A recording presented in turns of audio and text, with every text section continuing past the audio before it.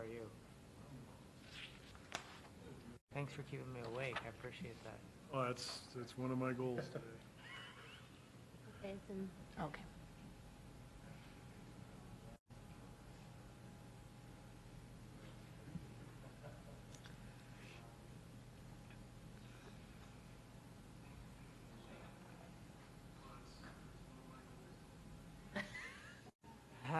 ¿Será coño?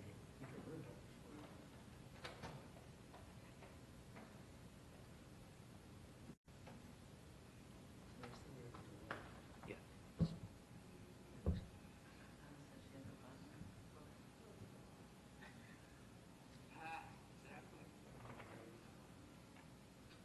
a 30-second delay.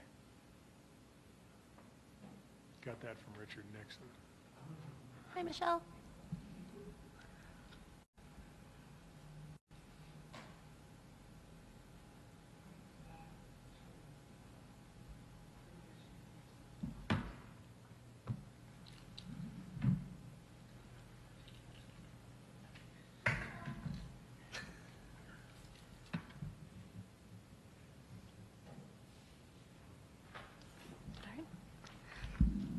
Okay, we'll go ahead and call to order this Tuesday, March 5th, 2019 meeting of the Planning and Zoning Commission. Could we go ahead and call the roll? Here. Here. Here. Here. Mr. Patinos? Here. Mr. Hinton? Here. And Chair Townley. Here.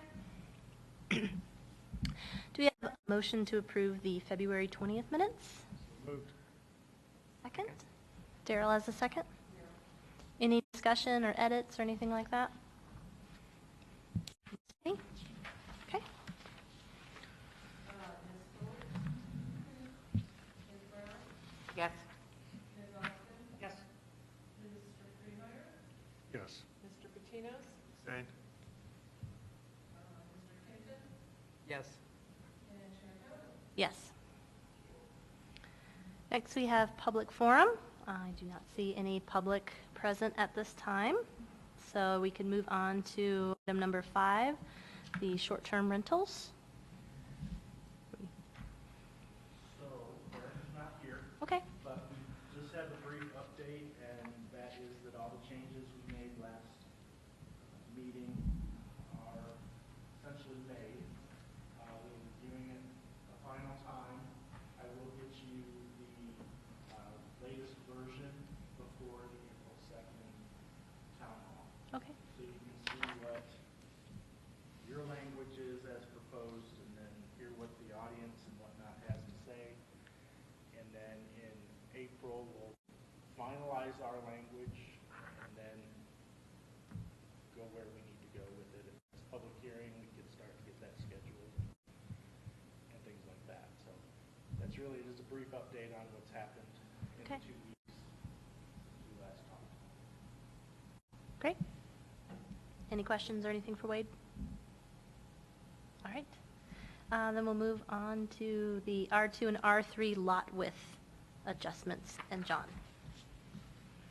All right, would you like me to turn down the lights a little bit for this, or Seems okay. you're okay this way? Okay, Right. all right. Looks like I got a typo on the first page. Should be R2 and R3 lot width reclassification. So,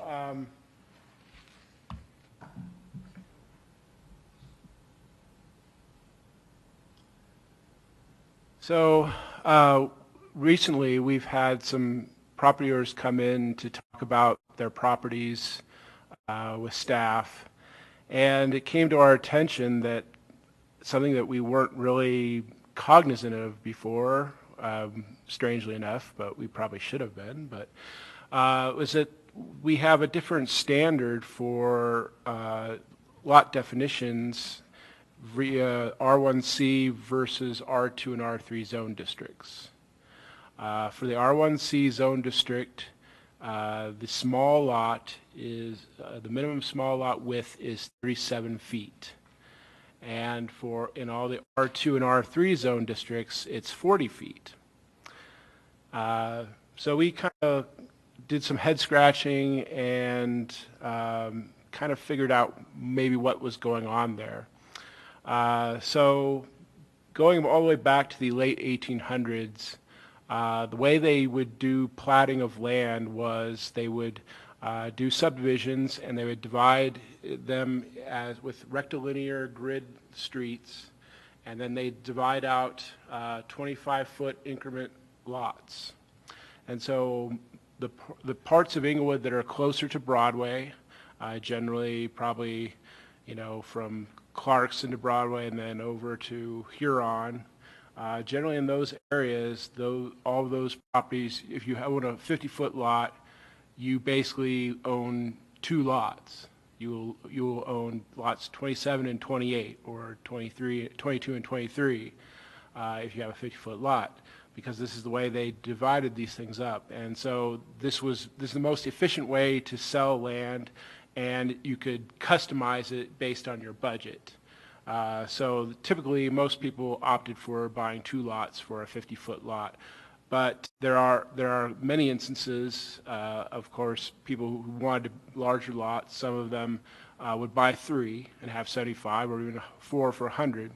But then there are other people where money was much more tight, and so in those cases they would buy 1.5 lots from the property owner.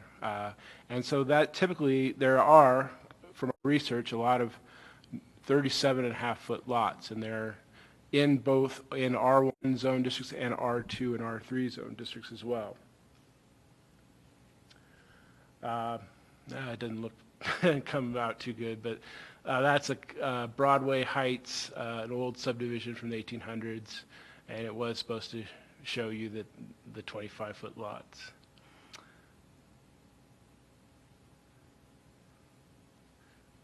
And then that's Mr. Scarrett's house at the bottom there. And so all this was done before there was zoning. So zoning didn't come into play until 1940. And at that time, they just basically took the standard lot size of 50 feet was what was put into the code at that time. And it didn't really speak to any other lot sizes at all. Going back to the 2004 Unified Development Code, we went back and looked at that, and so this is when they started putting in these different provisions for small lots. And 40 feet became the minimum standard for the small lot in the R2 and R3 zone district, but in the R1C zone district, it was set at 37 feet. So we don't really know why that was done, why it was different, but we kind of have some speculation as to what as maybe the possibility. So I was working here at the time, and at that time the senior current planner was Tricia Langen, and I'm kind of guessing, we're speculating of course, but we think that Tricia she had been working here for quite a while already, and we're speculating that she had come across a lot of different peoples coming into the city, wanting to do something with their property, and in this particular zone district, the R1C, that had these 37.5-foot lots. And so our guess is that she may have had something to do with making that change. So there was a company that did this code, basically they're called Clarion Associates in Denver. And so we're kind of guessing that Tricia asked them to change that for that zone district. Now, why they didn't change all of them? We're also thinking that the reason why is because they just simply were not able to research lot widths very easily. So they're all mapped out on assessor maps, but they weren't in our GIS system. And then one year I got lucky, and there was some kind of high school program at Inglewood High where we could have interns who worked for us for, I don't know, I think they must have made some money, but it was a kind of a program to sponsor a senior and whatnot. And so I was able to hire an Inglewood senior to help me input all of the lot widths, go through all the maps, and then put it electronically into the system. And so now we can actually do that really easily. We can analyze and query for lots that are between this much feet and that much feet. I mean, numbers and per zone district and all that. So here I've got this chart here that kind of shows what we've got in terms of these lot widths. So I have the R1A up. Standard lot size for R1A is 75 feet. The small lot in R1A is 50 to 74.9.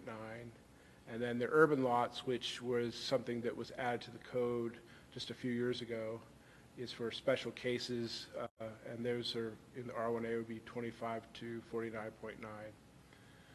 So on with the R1B and R1C. What we're really looking for tonight, though, is the R1C and the R2 and R3. So you can see that there's just a slight difference between those, where R1C has a minimum of 37, and the R2 and R3 has a minimum of 40.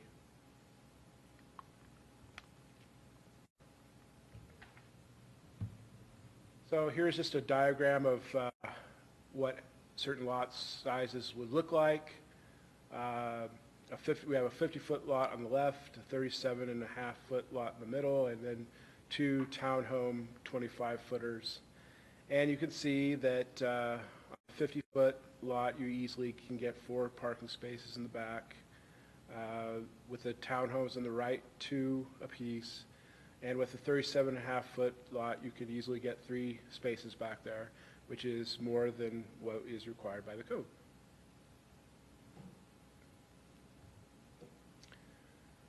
So looking around on the internet, this is something I've kind of found up in Stapleton. They are have some of their developments are very close like that, where they have very much, they probably are something on the, I'm guessing there's probably about 6 feet between these houses, which they are calling Stapleton Painted Ladies. So this is something that is not necessarily uncommon. And then I kind of put together a kind of a photo gallery of small lots and houses situated on them, just for your, so you can kind of get a sense of how they look on the lot, their kind of their form, shape, and all that.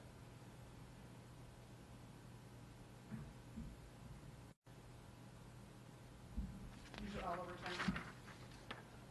town. These are not necessarily in Denver. I just Googled for, yeah. And these are small lot rather than urban lot size, you're thinking? Yes. Mm-hmm. I'm pretty sure,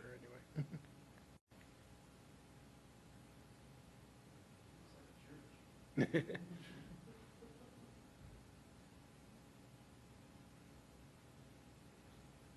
This was from Austin, I believe.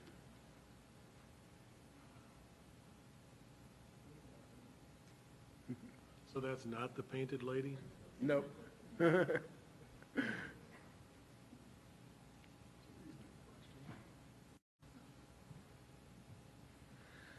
All right, so here's what we're getting into the analysis now that I put together. And so,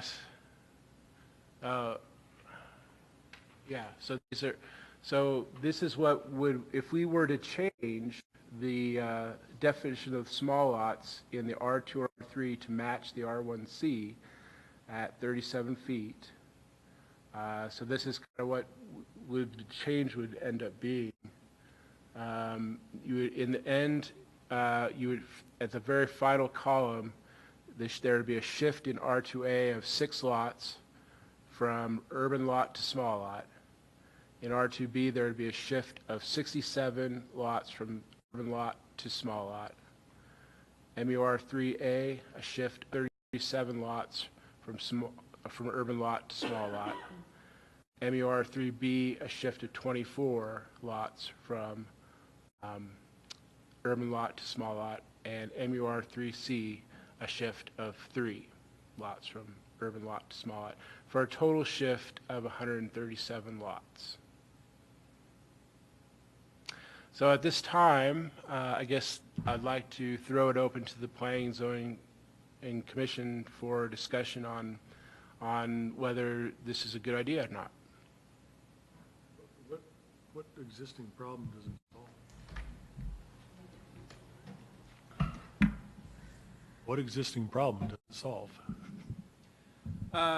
It would make things, so it would change the process, basically. You would move 137 lots out of the urban lot classification. Now, the urban lot classification is, as you may recall, is something that the planning has to go before the Planning and Zoning Commission. They have to bring a plan, a site plan, have a full kind of a public hearing, I believe, on that, and get people to come and give testimony. It would just take, it would help some of these people, number one, they wouldn't have to go through that process. They could just build basically to the small lot specifications. But also, it's just also really confusing for staff because, you know, you're going back and forth from 37 to 40, and you can easily forget that. Sure. Fact. And so we just thought it might be better for consistency's sake as well. So basically what we're hearing is, A, we're going to make it easier for staff. B, it makes it better for the homeowner or the property owner to do whatever they want to within normal restrictions. C, they don't have to go through some public vetting process of what they want to do with their property. That would be correct. All right, I'm in. It doesn't change any setbacks or anything like that? No, we're not. The same for urban and small? We're not recommending any of the side or front or setback changes. It's just this minimum width. That's all we're focusing in on, and how, and based on that width, how they are classified. The side is, I think, 3 feet, is that right? Yes. For both urban and small? Okay. So we're not really impacting density. This is the basic question. No. How about the height? No. The height is the same. So we're both going to come in. Vault plane is still in force. Is there anything about the locations of the R2 and 3 that would make it so that it made sense to keep the old standards? I'm not aware of anything that would be spatial in terms of typically based where these are at, as I described, are typically a half mile on either side of Broadway. That's where you find the 25-foot style lots. When you get beyond that, then you have more modern type subdivisions where they subdivide them as just one 50-foot lot or one 60 or 75-foot lot. So I don't see any reason to differentiate if it's, you know, near Broadway or if it's up on the hill, really. John, what's in here is in the chart is currently vacant properties? There are single-family or vacant properties. Okay, single family or vacant, all right. Thank you. So we were able to filter out multifamily properties out of this list. Okay.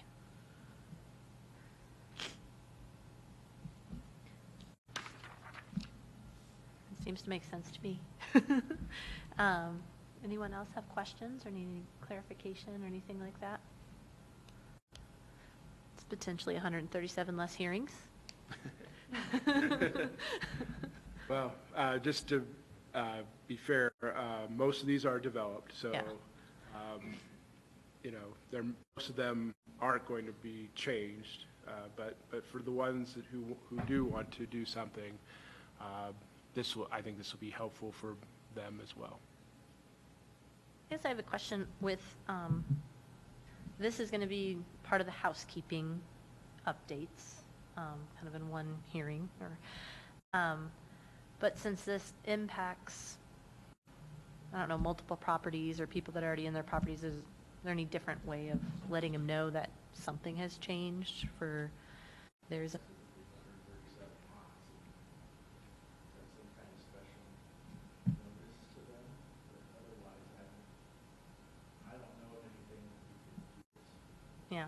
I was just curious. Is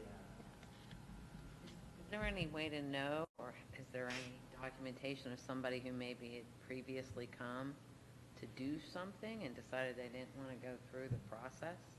So now they could do what they wanted? I mean, is there any way to know? Well, that's an interesting point to make, and so maybe, I could do that. I could identify the lots that are in question and I have their address information. And since it'd only be about 137, that's not a significant mailing cost. So maybe we should do that, because then people would know. Yeah, if there was someone who had previously wanted to do something and maybe decided it wasn't worth the hassle, but now I can. Mm-hmm. What would be the arguments against making the change? I don't think there really is a good argument against the change, because I think that 40 foot was, when I did the analysis, there's very few lots that are 40 feet or between that 40 and 49 feet. That's a really odd thing. It just wasn't common. And I think it was an arbitrary number that they just came up with. Oh, well, let's go down to the next, from 50 down to the next, round zero number. I think the R1C number makes the most sense, the 37 feet, because that's what historically happened. And when I did the analysis, that was by far and away the most common lot size that wasn't 50 feet. So I don't see any, I think, that's why we decided to do this, because we just thought, that really just makes sense, this 40 feet, because very few lots in Inglewood there's very few in existence that are in between 40 and 50, and going back to the historical platting techniques and styles, that's what they did, was they had these 25-foot lots, and they would typically sell off half of it and one and a half, and they would typically have 37.5-foot lots. And that's by far and away the most common after the 50-foot lot, and so it just seems like it's a no-brainer. And I can't think of any sort of scenario where this would be more restrictive in terms of property rights or values to anybody. It's really giving them more of an option, less of a process. The only thing I could think of would just be adjacent neighbors that would be upset because someone's been restricted from doing development because of the process, and they want to keep it that way.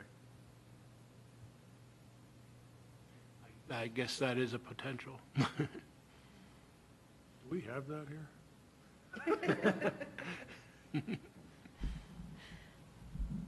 Well, it is possible that somebody along the line had a 37.5, and they decided to buy 5 feet from their neighbor to build a garage, extra garage or something like that. There are a few that are different, that are odd like that, but the vast majority after 50 foot is 37.5.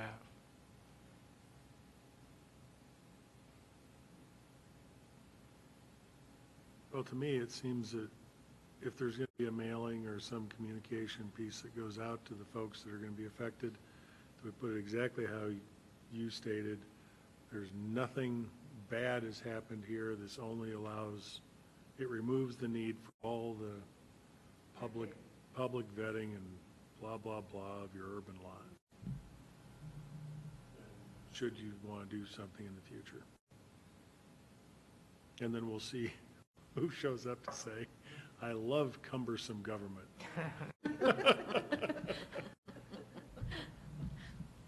Any other questions or comments or anything for John?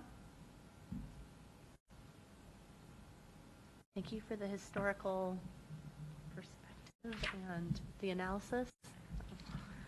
So, if I understand your comment, Kate, this is one part of some ongoing things that we'll be seeing that are housekeeping items that will be put together in a large for us to review or to have a public hearing or? Yeah, there's been kind of a string of things that we've been looking at. Wade, I don't know if you want to answer that, but essentially there's been a bunch of housekeeping items, the PUD process, like a few things like that. That actually might not be, so. Loose ends that we're trying to clean up and make the code a little more consistent. Some items that are easier to address, maybe less controversy than some others, to try to get some of these things caught up and simplified in the code. Right now, there's probably a dozen different topics that we're calling housekeeping, and this would be added to that, and it would all come as one package for one public hearing on, like I said, about a dozen different code sections. Can you refresh my memory on some of the others that are in this, that we've already looked at? Oh, goodness. Adjacent and congruent? Contiguous. Contiguous, thank you. Contiguous. Food truck regulations is in there.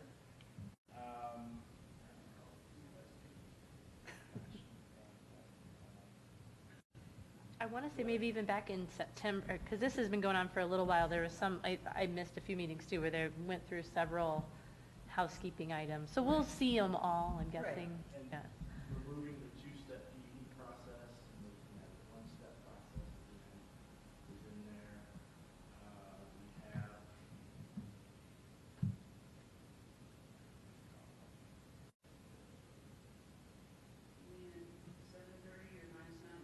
O'clock in the morning? I suffer from that too, I understand. yeah, Dugan, do you recall anything off the top of your head? Small cells, Small cells, telecommunication. yeah, or telecommunications, not so much small cells.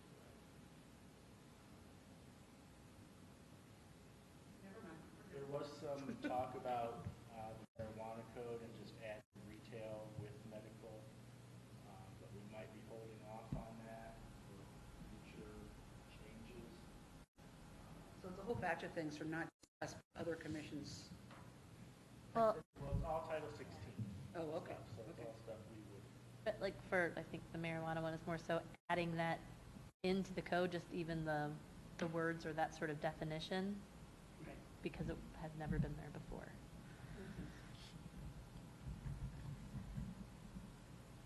And then do you have a sense of when we would, Probably at some point in this summer. okay, okay. So maybe we can have a refresher at some point with that. What did we talk about? Bullet point refresher, Yes, thank you. No rehashing, just like one refreshing. sentence. Thank you. If not, let me know what that means, that's gonna be, Yeah. it's not gonna be bullet point. Yeah, feeling ill. John, you get what you needed from us? Okay, great. I guess we'll keep moving then. Staff's choice? The schedule is taking shape for the next few months, and we're going to be busy. Okay. FYI. One thing I'd like to ask Chair Townley is on April 16th, we have the updated capital projects plan coming back to us to start review. Uh-huh. And I would like to have you all consider starting the meeting at 6 Okay, that yeah. evening. And then we can go into some of the other three things on the agenda that night for April 16th. We have a public hearing coming up next meeting. Alta Englewood Station will be back before you all. And then we have Kmart had a neighborhood meeting last Thursday night, and they're ready to go forward pretty quickly now as well, the public hearing. And so, have a couple of public hearings coming. Okay. Did you attend the Kmart neighborhood meeting? I did. And how did it go? There were 20, 25 citizens there. There was a lot of similar questions from the first one, asking about, future, when we no longer own the property, what could the property be turned into at that point?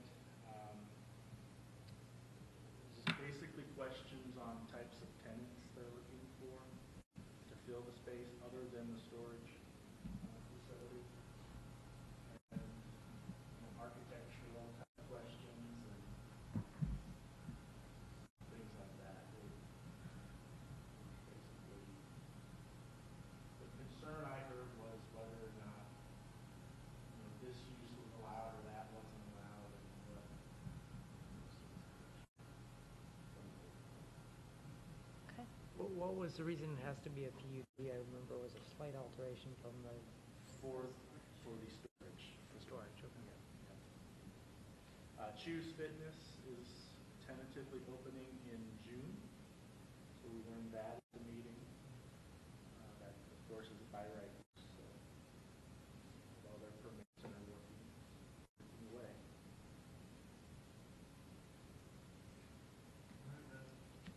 Where? Is it Colorado's finest high school?